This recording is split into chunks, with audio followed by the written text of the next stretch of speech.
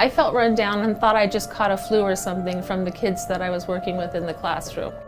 Most of the time, patients will respond pretty rapidly. Her case has been so different because as we were trying to taper down the medications, her body basically essentially created the whole process all over again.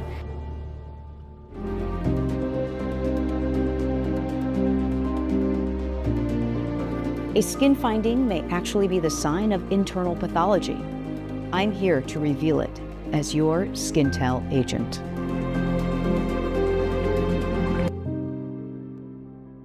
The weeks before this, I was working extended school year in Deer Valley, and at that time, everyone is jumping on the bandwagon to take medications that aren't necessarily for weight loss, but they'll give you a great head start. And with two of our kids getting married this spring, and one of them having a baby, our first grandchild, I thought, well, that'd be great just to give me a boost. I'll do it for 6 months, and that'll really help me out. I found a group online, one of those groups, that have the doctor and you give them your health info and they prescribe something for you, and they prescribed zonisamide. I only took it for 3 weeks. Initially, I lost about 8 pounds. I was talking with staff members and they said, you really ought to watch out for that stuff because it can be pretty brutal, and that just stuck with me. I felt run down and thought I just caught a flu or something from the kids that I was working with in the classroom. And I got up close to midnight to use the restroom, and I looked in the mirror and my eyes were just golden like coins,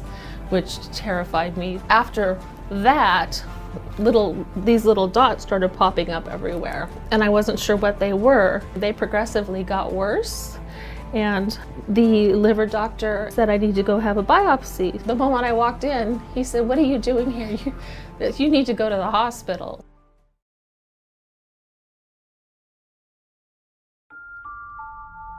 Sometimes we're called by the emergency room to come assess a rash in someone who obviously has a rash of uncertain origin and seems medically unstable. So we first learned about Renee getting a phone call much like that from an emergency room doc that said, her eyes are clearly very jaundiced. We're worried about her liver, but she has this very peculiar rash that's been evolving quickly over the past few days. It was pretty evident from the variations of what we see, color, distribution of the rash, different shapes of the rash and different textures, that this looked very much like what we call dress.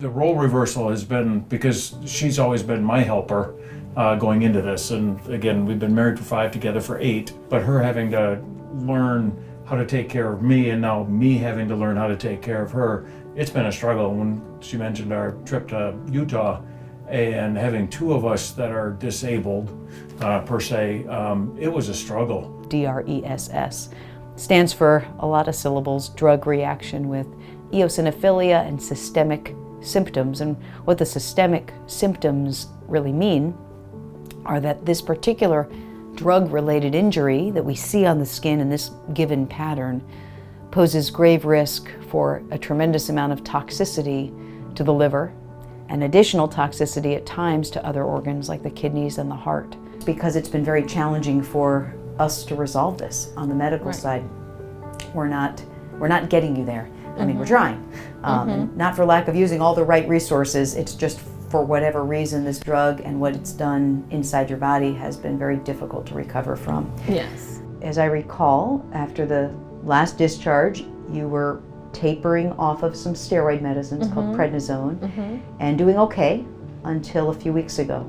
It seemed as though the rash started to come back again. There were some liver enzyme abnormalities again. And it was just a couple of dots again. It didn't come on with a vengeance like that. I was excited because it was around the time that I had hoped to go back to school because I had missed the entire first semester with my students, and I had all my lunch gear ready and a plan worked out with the administrators at the school, and things I can do and things I can't do, and that never happened. When I was able to evaluate her and see that this was the pattern of the rash that could do this type of damage, it became very clear we needed to be aggressive with her therapy very quickly, make sure she was not exposed to any drug similar to that drug in structure, because sometimes you can get what's called a cross reaction, where someone may have, a similar reaction to a drug that's different, but structurally is similar. Obviously, we were able to work with the liver team, Dr. Wong,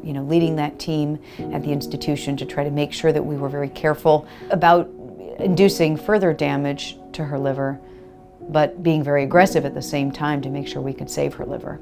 You're looking better today than you have in the past couple of weeks. There's concern again about the ongoing liver injury, because as the rash is active, we know that the same problem that's causing the rash is actually causing damage to the liver, right? Potentially, right. So you're scheduled now for a liver biopsy on Friday, 2 days from now. Most of the time, it's not an easy course, but most of the time patients will respond pretty rapidly to high-dose steroids, sometimes with other medicines that can blunt the immune system from attacking the skin, attacking the liver. Her case has been so different because while she did well initially, it did take her a long time. Her body basically essentially created the whole process all over again. 7 months into it, it's really hard, and I really count on my family to, I'll text my sons or I'll let Scott know, I really need your strength today because I don't have any fight in me today, so you're gonna have to help me out, and they do. So it's been a long road, and I'm ready to move on. It's been itchy and uncomfortable, and I've been restless for 7 months. At this point, one of the possible solutions is that Renee ends up needing a liver transplant. From 3 weeks of taking a drug off-label, meaning for a different purpose than what it was originally intended, to lose 10 pounds. Some may call me the eternal optimist. I don't mind having that label, but I actually think she is going to get better and be able to go to the wedding. We just started a new medication to try to treat this using an alternative approach that I'm very hopeful will have her at the wedding. Hard to think that she may not get there, but I'm very hopeful. I'm hopeful. She's better today by far than when I saw her 2 weeks ago. So that's good. I'm out of this with a greater appreciation for each other and the strengths that we do have, and how together we can conquer just about anything. It helped us understand that we are aging, and as we get older, we need to really focus on our health because we're all we've got. I want him to be able to rely on me, and I want to be able to rely on him. So this was kind of an eye-opener for all parties involved that we can do it. Yeah, we can get through this. So Absolutely. we can. Absolutely. Heck yeah. Yeah. We're not going anywhere. No, we we're committed not. 30 years. Yes, we did. Yep. Yes, we did.